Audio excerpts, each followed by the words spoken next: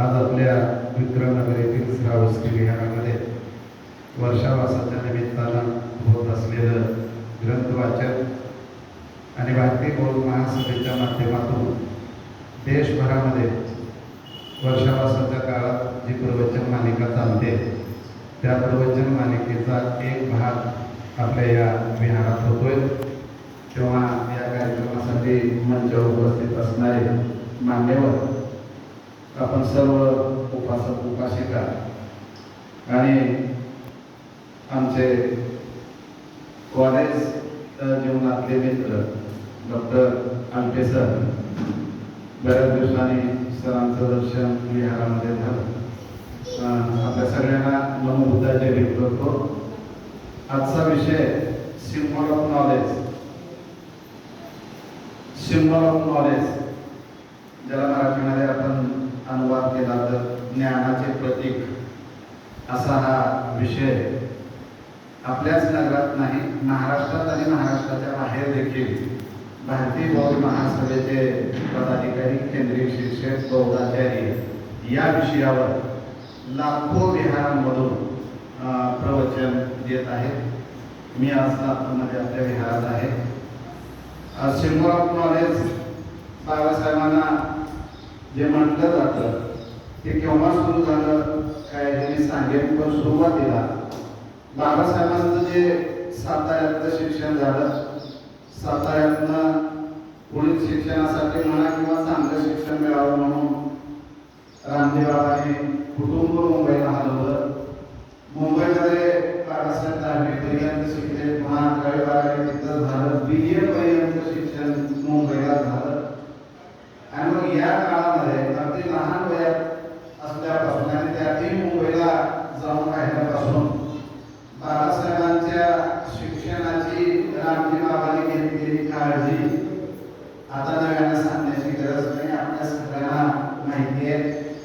बाबासाहेबांकडून अभ्यास करून घेत असताना रामदेवबाबा त्या चाळीमध्ये एक 10-11 वाजेपर्यंत गोंधळ असायचा, लेकराचा अभ्यास होत नसे आणि म्हणून लवकर झोपवायला सांगायचे आणि मग 11-12च्या दरम्यान त्यांना उठवायचे, स्वतःही जागायचे आणि बाबासाहेबांकडे अभ्यास करून घ्यायचे.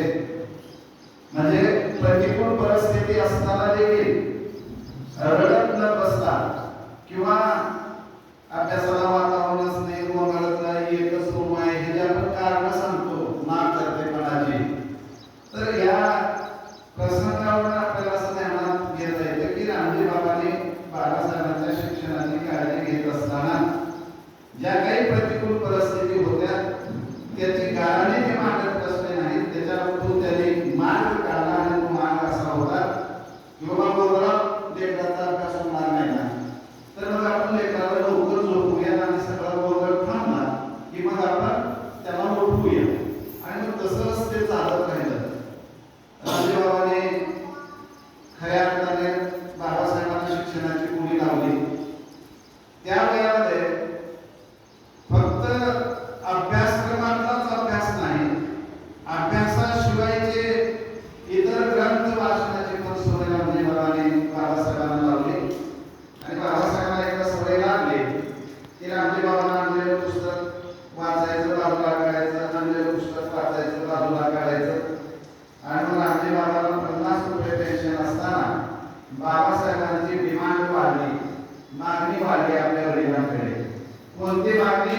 मला अमुक ग्रंथ आणून द्या, मला तमुक ग्रंथ आणून द्या. आणि मग असं हे 10वी 11वी 12वी झालं लागलं. आणि मग त्या 50 रुपये पेन्शन मध्ये कुटुंब चालवता अन्य खर्च करता करता बाबासाहेबांनी ग्रंथांची केलेली डिमांड रामदेवबाबांना पुरवणं अवघड जाऊ लागलं. पण आपल्या मुलाला जी अभ्यासाची भूक लागलेली आहे ती भूक मारायची नाही. आणि म्हणून त्यांनी कसे कसे मार्ग काढत गेले, आपण काय काढायला सांगतो या दाखल्यात आपल्याला शिकता येण्यासारखं आहे. बाबासाहेबांना 2-3 बहिणी होत्या, त्यातल्या 2 बहिणींची लग्न झाली आणि त्या दोन्ही बहिणी मुंबईमध्येच होत्या. त्याची लग्न लावून देत असताना रामदेव बाबांनी आपल्या लेकीला काही दागिने वगैरे केलेले होतेच नाही असं नाही. मग बाबासाहेब जेव्हा ग्रंथ मागायचे आणि रामदेव बाबांकडे पैसे नसायचे त्यावेळेला रामदेव बाबा थेट आपल्या मुलीकडे जायचे, तुळसा नावाच्या मुलीकडे जायचे. मुलीचा एक दागिना घ्यायचे, दागिना सावकाराकडे ठेवायचे, पैसे घ्यायचे आणि आपल्या मुलाने जो काही ग्रंथ मागितला तो ग्रंथ दुकानातून घेऊन मुलाला द्यायचे. 1 तारखेला पेन्शन मिळाल्याबरोबर रामदेव बाबा त्या सावकाराकडे जायचे, घेतलेले पैसे त्याला द्यायचे, परत दागिना आपल्या तुळसाला द्यायचे, बहीण मुलीला घेऊन द्यायचे. हे एकदा नाही दोनदा नाही. बाबासाहेबांची डिमांड जेव्हा जेव्हा आली आणि जेव्हा जेव्हा रामदेव बाबांकडे पैसे नसायचे त्या वेळेला मुलाला पैसे नाहीत पुन्हा घेऊन देतो असं म्हणण्यापेक्षा याला लागले ना भूक लागलेल्या वेळेला जेवायला देणं गरजेचं असतं.